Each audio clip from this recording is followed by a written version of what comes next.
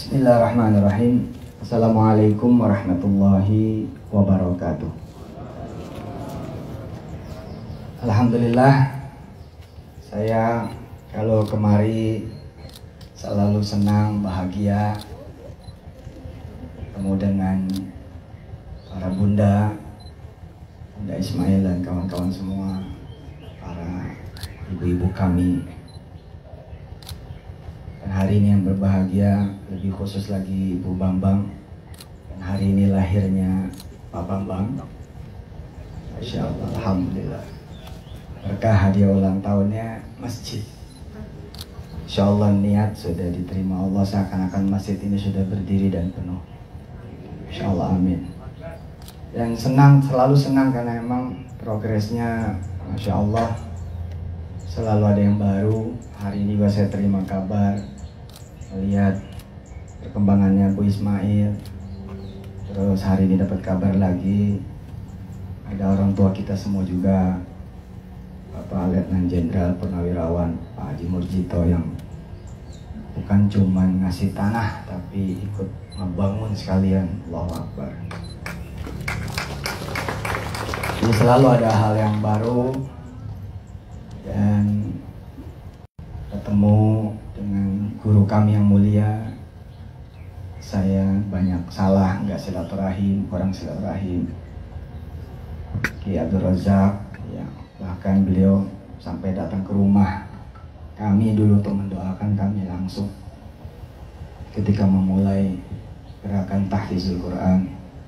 Alhamdulillah, mudah-mudahan beliau sehat, panjang umur, dan berkah selalu orang tua dan keluarga besar hingga turunan akhir zaman, dan seluruh murid-murid, santri beliau dan yang membersamai beliau.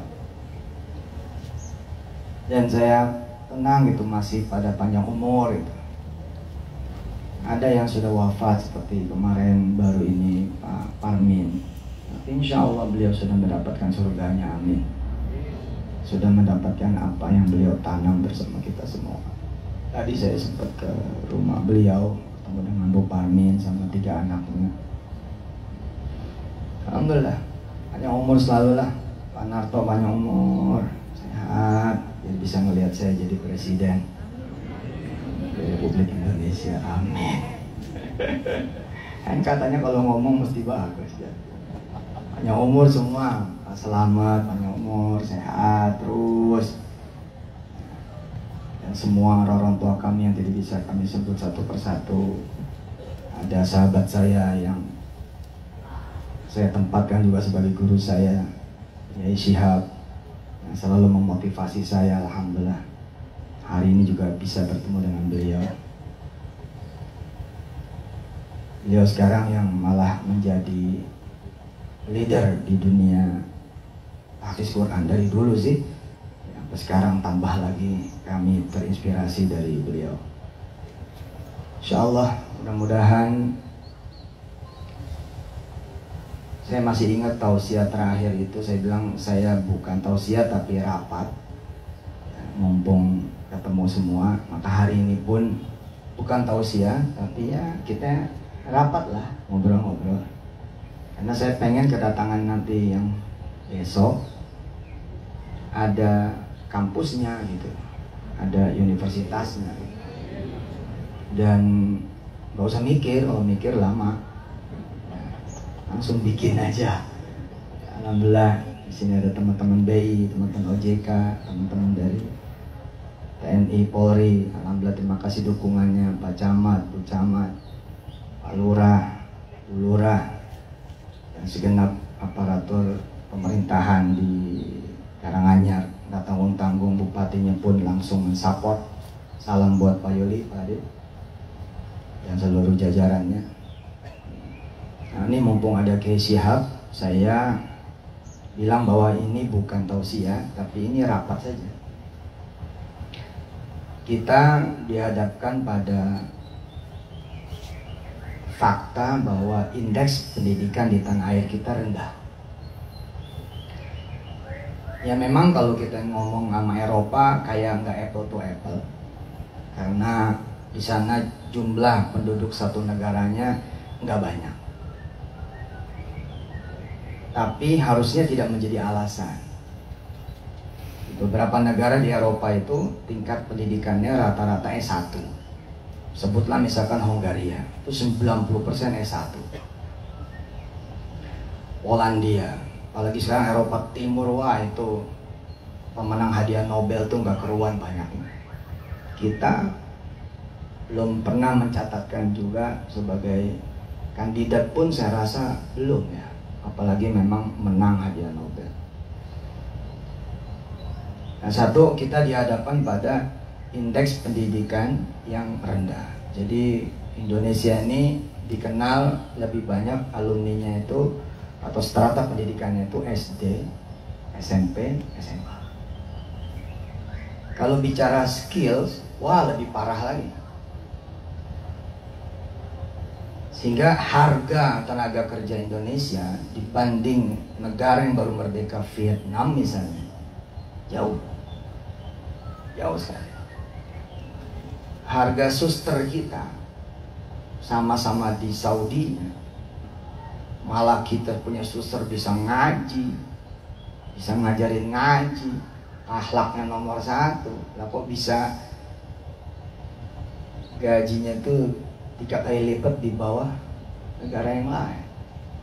Ini tantangan yang harus dijawab oleh seluruh keluarga besar Darul Quran di seantero negeri, termasuk juga sahabat-sahabat seperjuangan Iskarima, Al-Azhar dan yang lain, termasuk senior, paling senior Al-Muayyad. Nah, saya ingin ngomong ada satu kesempatan yang dalam waktu singkat gitu, itu selesai indeks pendidikan ya, di Indonesia. Rasanya kalau kita disiplin bisa kurang dari 10 tahun. 10 tahun itu juga kalau ya benar-benar kita anggap satu Indonesia SD. Enggak dong, kan satu Indonesia SMP, SMA, dan ada yang perguruan tinggi. Artinya apa? Kalau kita start dari data dan fakta hari ini, sesungguhnya bisa kita selesaikan kurang dari 5 tahun.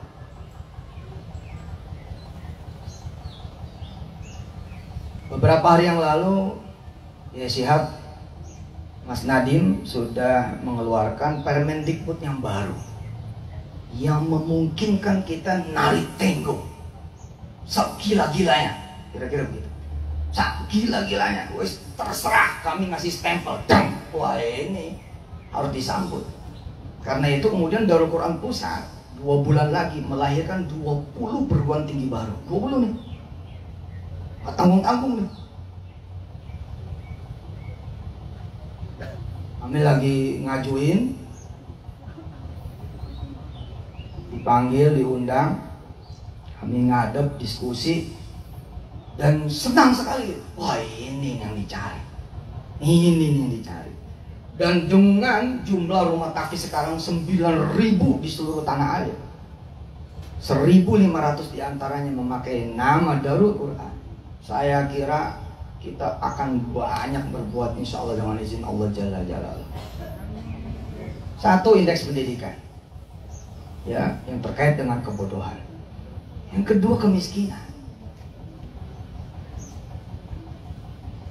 Kemiskinan ini obatnya ilmu. Maka jawaban dari hadirnya satu dirjen baru, nah ini ya Syihab, ya Rojak, Pak Murjito dan kawan-kawan Yayasan Darul Quran Solo Raya dan siapapun yang mendengar nanti, ini lahir satu dirjen baru yang jangan sampai orang lain yang nyambut, harus kita. Sebelumnya bidang yang ini di halaman belakangnya Kementerian Pendidikan. Tadi sebelumnya yang ini ada di halaman yang gak dihitung, di Kementerian Pendidikan Kebudayaan, apalagi di Direktorat Pendidikan Tinggi. 2 tahun yang lalu lahir Direktorat Jenderal Vokasi namanya, Dirjen Vokasi. wajah SMK dan Politeknik mendadak berubah. Tadinya halaman belakang, gak punya ayah, gak punya bapak, sekarang ada di halaman depan, siap sambut garda. Ya, seluruh proyek infrastruktur.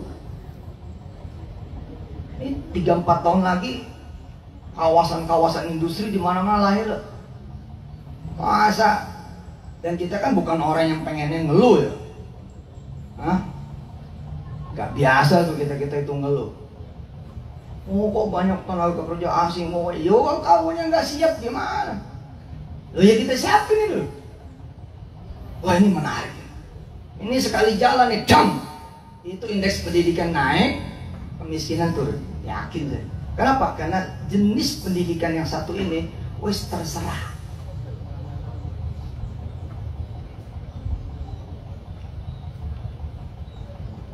Makanya saya bilang ini bukan tausiah, ini rapat. Karena habis ini amanah saya kepada adik saya Yai Badrun, senior saya Yai Matin dan kawan-kawan di yayasan, langsung bikin borak.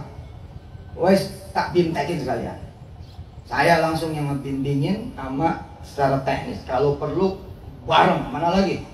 Ya Sihab harus ada Politeknik nanti Iskar itu bareng. Karena ini ngurus izinnya cuma 2 minggu. Saya yang ngadep tapi paling lama 2 bulan.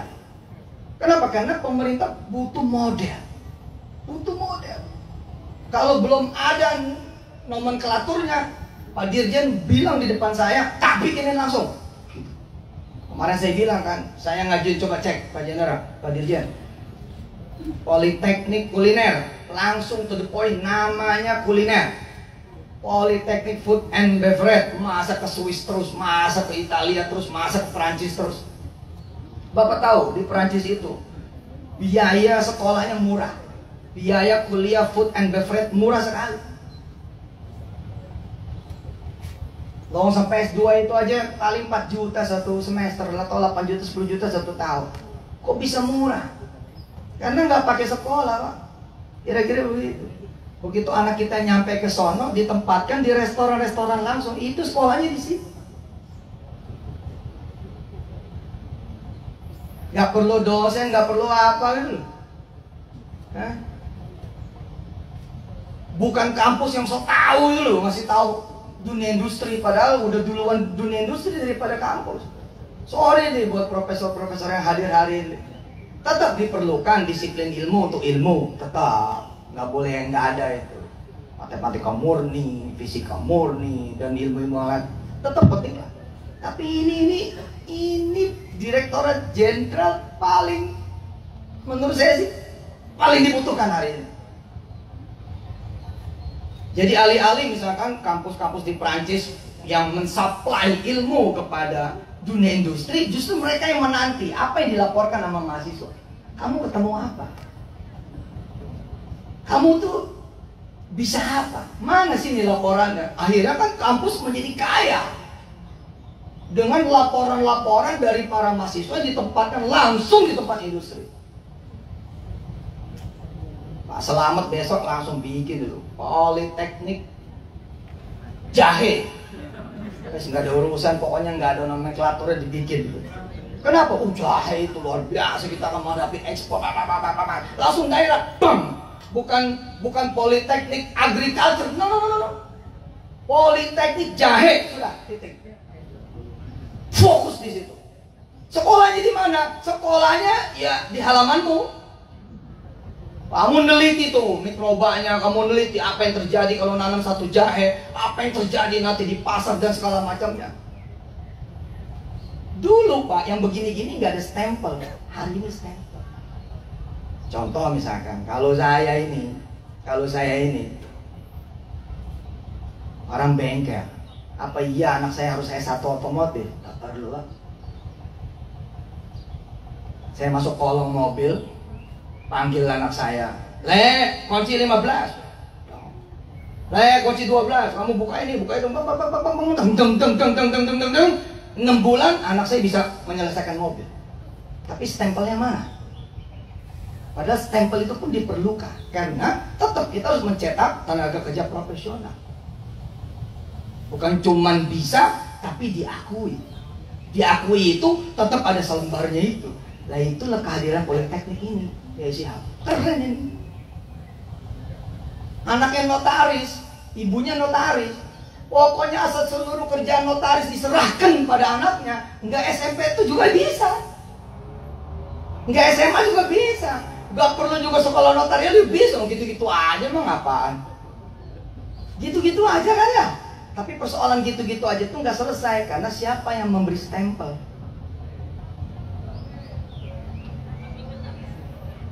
Siapa yang menstempel itu?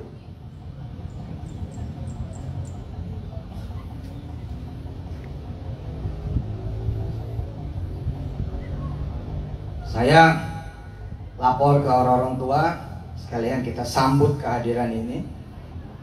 Dan pemerintah memang berkepentingan banget agar lahir politeknik-politeknik yang memang lebih daripada gambaran yang ada di benaknya pemerintah. Dulu dunia kampus itu dikasih tembok setinggi-tingginya. Mau apa aja nggak bisa. Jangankan yang lempeng-lempeng aja, yang nakal juga nggak sanggup karena terlalu tinggi. Sekarang tuh temboknya diruntuhkan oleh pemerintah, wis sekarepmu. Tapi kalau macam-macam tak pidana. Kalau macam-macam tak gulung. Contoh. Zaman dulu saya bilang sama Wirda, Umi, Kun, Hafid, Aisyah. Dan saya bilang sama macan-macan yang lain, teman-teman macan. Teman-teman macan tuh dia kayak Syihab misalnya, dia punya pesantren. Anaknya nggak perlu Pak. Nggak perlu itu anaknya ngikutin rules. TK, SD, SMP, SMA, kuliah. Wais, kalau anak lain nggak apa-apa, kalau anak macan jangan. Zigzag dia, pak, gitu. Ngawur aja udah pokoknya susah gitu. Dia bilang, Kawil, program buat kamu tuh begini. Seminggu nanti kamu jadi kasir di tempatnya Om Jody, di tempatnya Tante Ani. Nanti kakak mau gimana? Udah jangan ngomong, mau duduk aja situ dulu. Nanti kamu dampingin kasir asli seminggu kemudian kamu jadi kasir. Habis itu kemudian seminggu lagi ngamatin parkir, jadi tukang parkir. Seminggu lagi ngamatin security, lo jadi tukang security. Seminggu lagi jadi asisten tukang cuci piring, terus kemudian jadi tukang cuci piring. Seminggu lagi kemudian jadi asisten masak, lalu kemudian jadi tukang masak. Nah karena masak itu banyak menunya, maka di tempat itu mungkin kamu lebih banyak, lebih lama, bisa 2 bulan, bisa 3 bulan. Kan nanti ada tenderloin, sirloin dan lain sebagainya. Seminggu lagi nanti kamu di OB, jadi asistennya OB, karena ngepel perlu belajar, nyapu perlu belajar. Tapi habis seminggu jadi asisten OB, kamu jadi OB. Habis itu kemudian jadi waiters, asisten waiters, kemudian jadi waiters. Deng dong, kemudian kamu jadi asistennya manager, and then you are manager. Dan itu diselesaikan 6 bulan.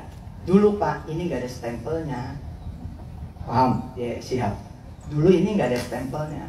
Tapi sekarang ini ada stempelnya. Sarjana terapan Pak. D4. Keren ini. Dulu nggak ada stempelnya, kita kayak namanya tuh sit in ya. Ada sit in di kampus, ada sit in di industri, magang lah, internship lah. Hah? Bisa jadi nggak dihitung tuh, nggak ada SKS-nya, nggak ada apanya. Oh sekarang nggak dihitung Pak. Malah Permendikbud yang terbaru keluar baru aja minggu yang lalu ditandatangani, ditekan dan resmi, itu malah dari kelas 2 SMA. Keren kan? Jadi dalam setengah tahun saja S1. Dalam 1 tahun nanti S1 Bu Lili, S1. Bayangkan tuh. Ribuan rumah tahfiz menjelma menjadi mahasiswa sejak kelas 2. Nah saya udah lihat tuh, udah banyak yang ngambil nih teman-teman yang lain. Zigzag, waduh kita telat. Makanya langsung injek gas, bang. Oh pokoknya politekniknya saya bikin yang macam-macam loh udah. Kalau politeknik properti masih biasa Pak, masih umum tuh. Iki politeknik kontrakan. Iya Pak, politeknik kontrakan. Kok main-main loh. Nanti yang dihasilkan adalah tenaga kerja profesional yang bisa menjadi pengusaha, pengusaha yang juga bisa menjadi tenaga kerja profesional yang kerjaannya nggak boleh ngelihat ada pesantren di situ dia bangun kontrakan. Kira-kira begitu. Nanti ada politeknik misalnya gitu ya, Awing ini peci. Nah karyawannya bertahun-tahun Pak, nggak distempel Pak. Hari ini ada Permendikbud bahwa pekerjaan Anda berapa lama? Mas Jody, Mbak Anik, Warung Steak, Bebek Selamat, ada yang udah kerja lebih dari 10 tahun. Mana angkanya ketika kita bawa misalkan ke UNS, kita bawa ke ITS, kita bawa ke UNER, kita bawa ke UI, kita bawa ke UGM, kita bawa ke UIN, nggak ada nilainya Pak. 10 tahun yuk kerja nggak ada nilainya. 10 tahun yuk kerja nggak ada kemudian SKS-nya. 10 tahun yuk kerja 5 tahun, apalagi 20 tahun nggak ada pangkatnya. Tapi dengan lahirnya politeknik model ini, gila itu ada nilainya. Ada konversiannya, toh kan?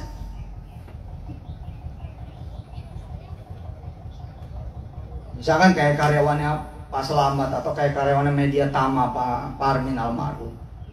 Ya udah di situ sekolahnya, lo mau sambil kerja itu, ya itu sekolah kamu tuh itu. Kayak tadi loh, tadi kan anak saya Wirda itu dah.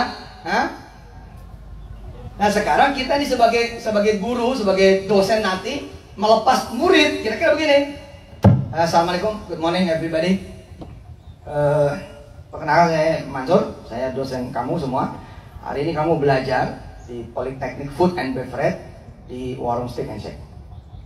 Tugas kamu bla bla bla bla seperti yang saya sampaikan tadi. Jadi itu Pak pelajarannya. Oke nih. Kenapa saya bilang kita bisa selesaikan indeks pendidikan dalam waktu 10 tahun kalau kita anggap sekarang ini semua SD. Lalu bisa dalam waktu kurang dari 5 tahun, ya. Kalau apa, Pak? Tenaga kerja di Indonesia 5 juta?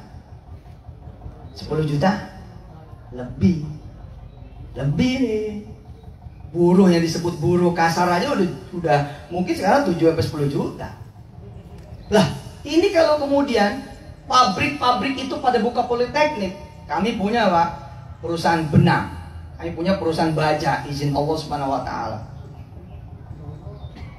Seorang orang pada bilang gitu, Ustaz duitnya dari mana?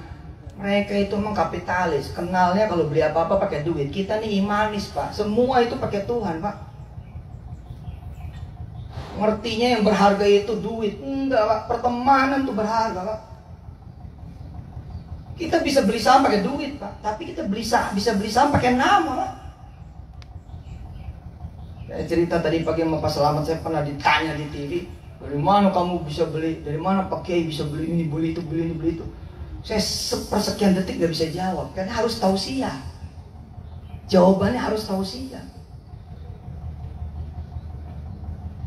Saya kenal pertama kali tentang nama Tadabbur Basmalah dari ibu saya, Kiai Rif'ah, ibu guru bisnis pertama saya. Saya 85 dipegang tangannya. Yo, lihat ke depan pintu jalan. Ini ada sekolah Al-Mansuriyah. Ibu saya nanya, apa yang kamu lihat? Terus saya bilang, pohon sawo. Apalagi? Pohon mangga. Apalagi? Pohon bisbol. Apalagi? Dongdong. Apalagi? Ini itu semua tembok apa? Terus kata ibu saya, apalagi? Saya nggak bisa jawab. Nggak tahu Bu. Kamu nggak lihat itu anak-anak ada 1.700 pasar tuh dagang gitu. 85 tuh. Kalau hari ini saya dibentuk oleh Allah dengan izinnya lewat ekosistem saya jadi pengusaha, ya karena emang pendidikan, ilmu, lagi-lagi ilmu, nur cahaya. Pasar 1.700 loh. Masa kamu cucunya Mio nggak dagang? Mio itu yang punya sekolah, ibunya dia. Orang lain dagang, kamu masa nggak dagang? Terus saya ngomong gini, terus modalnya gimana? Modal ikut ibu. Gitu. Nah di perjalanan saya dikasih tahu, Bismillahirrahmanirrahim. Gitu. Di perjalanan nih, dari mulai rumah sampai pasar yang relatif nggak jauh, cuman sebelah. Kata ibu saya gini, apa yang diperkenalkan Allah? Alamnya? Bukan. Apa yang diperkenalkan Allah? Kekayaannya? Bukan. Apa yang diperkenalkan Allah? Pertama kali kerajaannya? Bukan. Yang diperkenalkan nama Allah pertama kali adalah namanya. Namanya jauh lebih berharga daripada kerajaannya, kekuasaannya, miliknya. Kamu kalau nama kamu berharga, kau bisa punya semua. Lihatin ibu, datang masuk pasar tuh, begitu masuk pasar, dia ngomong, Cik, anak saya pengen jualan, kasih gitu. Gak pakai duit, dia mau om gitu, bungkusin dan ajarin nih, ini berapa, jualnya berapa. Gue saya ngeliatin aja, terus saya dibungkusin, gitu, ini. Nama. Jadi saya punya saham di sono, di sini, di sini. Itu nggak ada urusan sama duit, tapi sama nama, pertemanan, edit value yang saya bawa. Kapitalis nggak kenal gini-gini, semua duit, ya nggak bener lah. Nah ini politeknik yang baru nih, politeknik yang bisa terserah nanti judulnya apa aja. Lah dengan jumlah misalkan karyawan tenaga kerja di BI sama OJK belum tentu semuanya S1. Belum tentu Pak. Tenaga kerja outsource yang ada di BI dan OJK itu bisa jadi masih SMA. Tentara-tentara barangkali punya saudara yang pada kerja atau gimana, teman-teman polisi, adiknya, ponakannya pada kerja. Sekarang enak, dihitung semua tuh. Berapa lama kamu jadi tenaga kerja? Kita bikinlah Politeknik Cleaning Service. Ini tinggal di stempel bos. Jadi dia sarjana di 4 rata. Punya dia ijazah setara dengan S1. Bukan setara, memang S1. Sehingga kebayang sama saya, semua orang yang pada punya pabrik, jadi pada bisa punya politeknik Pak. Jadi saya punya nih pabrik baru, izin Allah Subhanahu Wa Taala, pabrik benang. Udah manggung, udah TBK, udah IPO, SBAT. Salah satu produknya, saya waktu pas kunjungan pertama kali kaget karena ternyata kita pakai kain ihram, ya benangnya dari Indonesia. Jadi mitra saya Chinese datang ke saya begini tangan, satu ini barang kita pasti you kenal gitu. Karena kiai sama jemaah pasti pakai ini kalau ke tanah suci. Apa? Begitu dibuka sama dia kain ihram. Nah itu pabriknya sebagian saham udah punya kita. Nah di sana 700 karyawan. Ini lagi nambah mesin dari Swiss, 800 lagi karyawan, 1.500. Dan rata-rata SMA ke bawah. Selesai sudah. Langsung tak ajukan. Nomenklatur baru. Apa judulnya? Politeknik Tekstil. Selesai. Jadi nanti mahasiswa-mahasiswinya itu adalah ya kerja langsung Pak. Bagaimana caranya menghasilkan kapas jadi benang dan bla bla bla bla bla bla. Nah ini temboknya diruntuhin oleh pemerintah. Nggak ada tembok. Tapi pemerintah bilang jangan nipu, jangan bohong. Maksudnya gimana? Lah ini kan bukan tenaga kerja. Ini bukan tenaga kerja. Jadi kalau ada mahasiswa sampai bertahun-tahun diakunya sebagai mahasiswa padahal dia mengerjakan pekerjaan industri, akan bohong jadinya. Nah, ini digulung. Bisa dipahami nggak ya Dit? Pak Selamat bisa dipahami ya?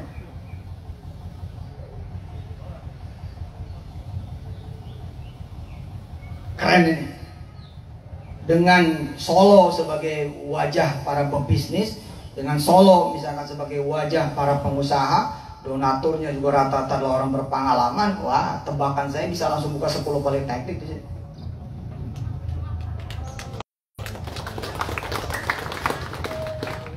Yang diagung-agungkan oleh Pak Dirjen di Salatiga. Makanya kemarin mestinya saya main, tapi qadarullah badan dikasih Allah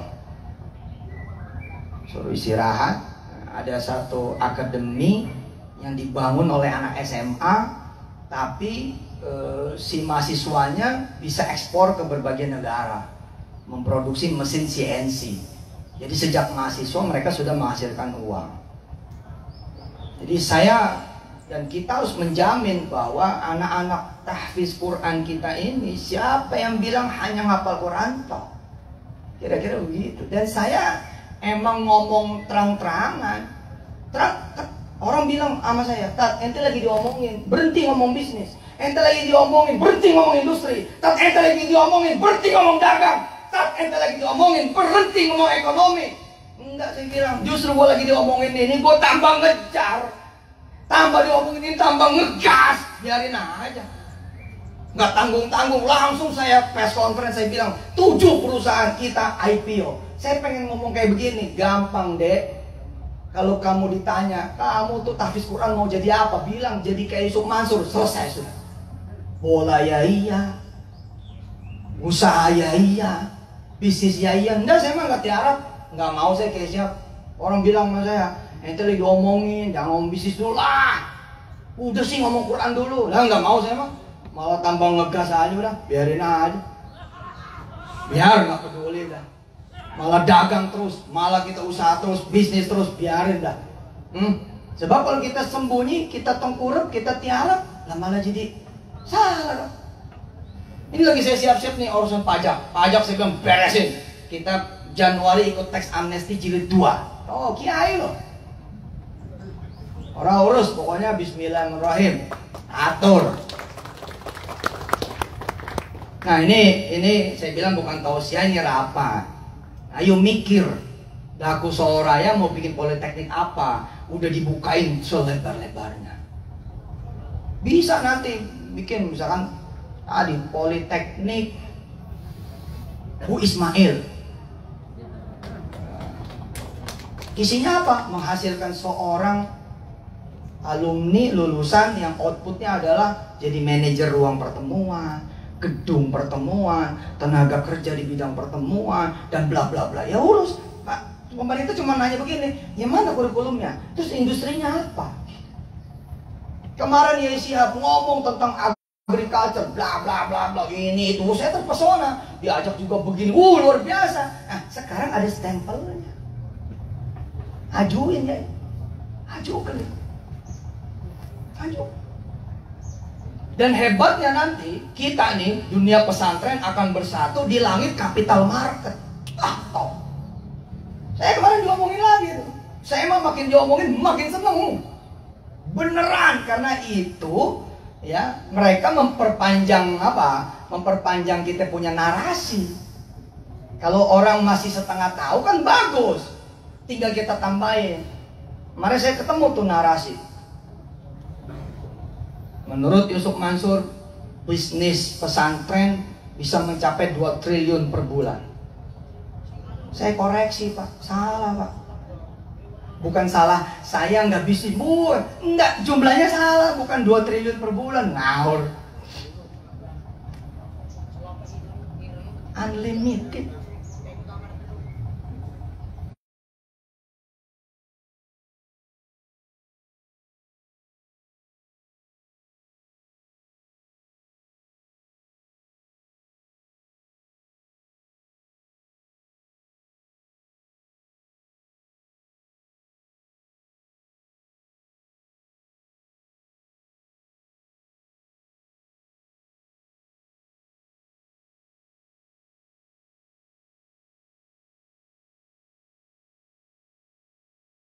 Ada papan tengah, ada LTE